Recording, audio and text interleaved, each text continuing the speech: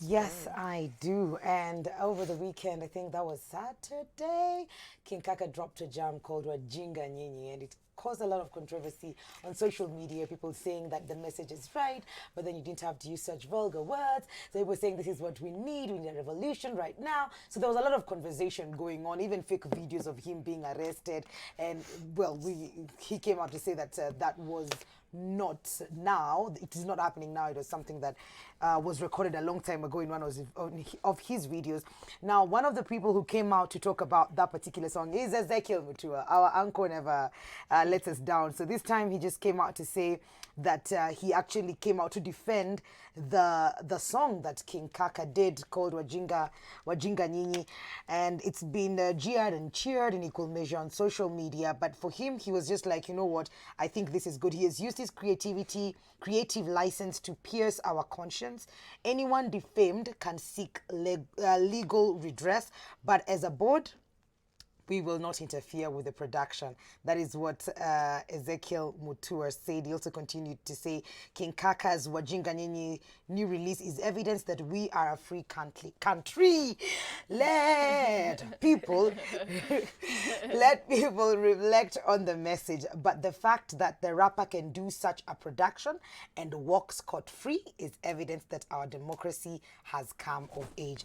Try that in Uganda or Rwanda and things will be different. That is what Ezekiel Mutua had to say about that song. And it's true, we've come a long way, because there's some countries in Africa you cannot be caught. Remember we had a story about, was it the comedian in Tanzania who had photoshopped his body and the president's nini, and the conversation around Magufuli's head kwa hiyo nini yake. But the conversation ilikuwa like mkimkosa ama akipotea mjue, because it was apparent that in TZ usiwezi fanya vitu kama hivi, ni tukue straight, tumsifu yule mkubwa wetu and everything. But for King Kaka to just come out and perform and do a video of this song, I hope you guys have watched the video. It's still up, eh? Ijatolewa bado? Yeah, ijatolewa.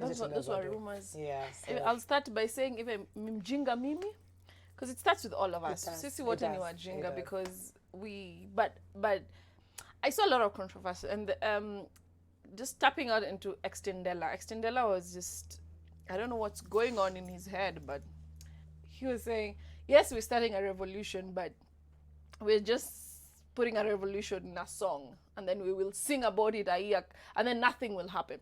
Some of what he's saying is true, because this is the thing. Yes, we've started a revolution. Are people listening? Are people fine? We are listening. We can hear. We can, yeah. But what happens next elections? Are we going to continue doing what we've done now? Are we listening? Because right now everyone is mad. The economy is high. Everyone is just going crazy.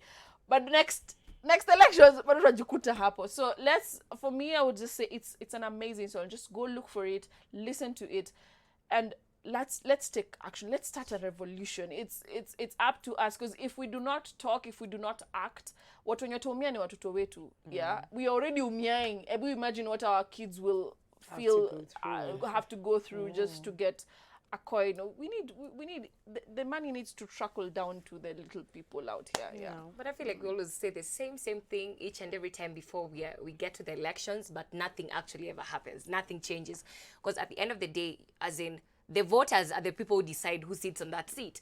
And if you can get manipulated that time of elections because of small shillings, then you make the wrong choices. That is what happens. Then we end up being back to square one. As in, there's no change. There's nothing that is gonna like change in our society, in our country, if we keep on falling for the same tricks which are used each and every year when we're having an election. So you just need to be smart na uvumilie.